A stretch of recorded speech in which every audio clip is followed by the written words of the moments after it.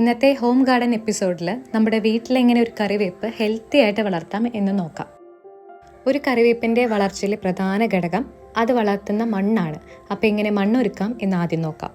അത്യാവശ്യം വലിപ്പമുള്ള ഒരു പോട്ടാണ് ഇതിനു വേണ്ടി എടുക്കേണ്ടത്. ഈർപ്പം നിലനിർത്താനായിട്ട് ആദ്യത്തെ ഒരു ലെയർ ചകിരി വെച്ച് കൊടുക്കാം.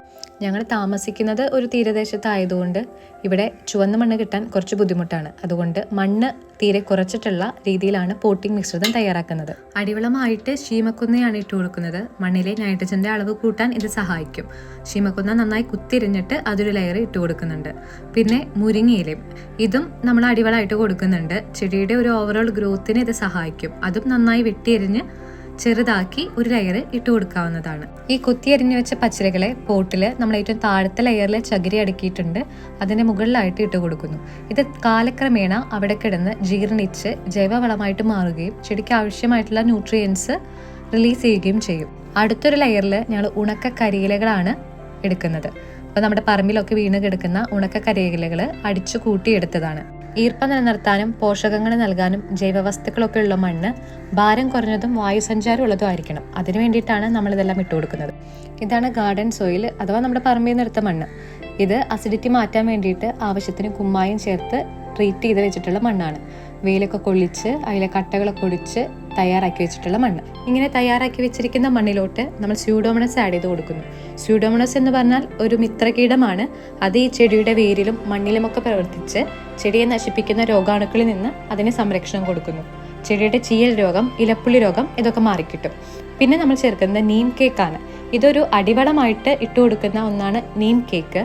ഇത് ചെടിക്ക് ആവശ്യമായിട്ടുള്ള ഒരു ജൈവ വളമാണ്. മാത്രമല്ല ചെടിയെ കീടങ്ങളിൽ നിന്ന് സംരക്ഷിക്കുകയും ചെയ്യുന്നു. അത് ഞാൻ കുറച്ച് ഇട്ട് കൊടുക്കുന്നുണ്ട്. പിന്നെ നമ്മൾ അടിവളമായിട്ട് ഇട്ട് കൊടുക്കുന്ന മറ്റൊരു ഫെർട്ടിലൈസറാണ് ബോൺ മീല്. അപ്പോൾ ചെടിക്ക് ആവശ്യമായിട്ടുള്ള ഫോസ്ഫറസും കാൽസ്യം ഒക്കെ കിട്ടുന്നതിന് വേണ്ടിയിട്ട് ഈ ബോൺ മീല് സഹായിക്കും. ഇതെല്ലാം മണ്ണിൽ നന്നായി ചേർത്തിളക്കിയ ശേഷം നന്നായി ഉണക്കി പൊടിച്ച് വെച്ച ചാണകപ്പൊടി അതിലോട്ട് ഇട്ട് കൊടുക്കുന്നു. ഇപ്പോൾ ഒരു ചെടിക്ക് ആവശ്യമായിട്ടുള്ള അടിവളങ്ങളെല്ലാം നമ്മൾ ഇട്ട് കഴിഞ്ഞു. ഇനി ഇത് യൂണിഫോം ആയിട്ട് എല്ലായിടത്തും എത്തുന്നതിന് വേണ്ടിയിട്ട് നന്നായിട്ട് നമ്മൾ ഇളക്കി കൊടുക്കണം. ഇങ്ങനെ അടിവളങ്ങളൊക്കെ ഇട്ട് കൊടുത്ത ഈ മണ്ണ് നമ്മൾ നേരത്തെ ലെയർ ചെയ്ത് വെച്ചിട്ടുള്ള ആ പോട്ടിലോട്ട് ഇട്ട് കൊടുക്കുന്നു. നമുക്ക് വിത്തിൽ നിന്നോ തൈകളിൽ നിന്നോ എയർ ലെയറിങ് ചെയ്തുണ്ടാക്കിയ തൈയിൽ നിന്നോ ഈ കറിവേപ്പ് വളർത്തിയെടുക്കാവുന്നതാണ്. ഞങ്ങളിവിടെ ഒരു കറിവേപ്പിൻ്റെ തൈയാണ് നടാൻ പോകുന്നത്. അത് നടുന്നതിന് ആവശ്യമായിട്ടുള്ള ഒരു ചെറിയൊരു കുഴി എടുക്കുന്നു. ഈ നാരകത്തിൻ്റെ ഫാമിലിയിൽപ്പെട്ട കറിവേപ്പ് ഒരു സുഗന്ധവ്യഞ്ജനമാണ്. അപ്പോൾ നമ്മൾ ഡെയിലി വീട്ടിൽ കറി ഉണ്ടാക്കാനും എണ്ണ കാച്ചാനും അങ്ങനെ പലവിധ കാര്യങ്ങൾക്ക് ഉപയോഗിക്കുന്നതാണ് കറിവേപ്പ്. നമ്മൾ മാർക്കറ്റിൽ നിന്ന് വാങ്ങുന്ന കറിവേപ്പൊക്കെ നല്ല രീതിയിൽ കീടനാശിനി തെളിച്ചിട്ടാണ് വരുന്നത്. അപ്പോൾ നമ്മുടെ വീട്ടിൽ ഒരു ചെറിയൊരു സ്ഥലം ഉണ്ടെങ്കിൽ അല്ലെങ്കിൽ ടെറസിൽ ഒരു പോട്ടിലോ ഒക്കെ ആയിട്ട് നമ്മൾ കറിവേപ്പ് ഈസി ആയിട്ട് നമുക്ക് വളർത്താവുന്നതാണ്. കറിവേപ്പിന് വളരാൻ അത്യാവശ്യം വെയിലുള്ള ഒരു സ്ഥലമാണ് വേണ്ടത്. അപ്പോൾ ഇത് നട്ട ശേഷം അത്യാവശ്യം സൂര്യപ്രകാശം കിട്ടുന്ന ഒരിടത്ത് വേണം ഇത് വെക്കാൻ. മാത്രമല്ല ഇതെന്നും നനച്ചു കൊടുക്കണം. ഇത്തരത്തിൽ ഞങ്ങൾ നട്ട ഒരു കറിവേപ്പിൻ്റെ വളർച്ച കാണിച്ചു തരാം. ഇത് ഏകദേശം 1-1.5 വർഷം എത്തിയ ഒരു കറിവേപ്പാണ്. കണ്ടില്ലേ, അത്യാവശ്യം നന്നായിട്ട് ഇടതൂർന്നാണ് ഇത് വളർന്നിരിക്കുന്നത്.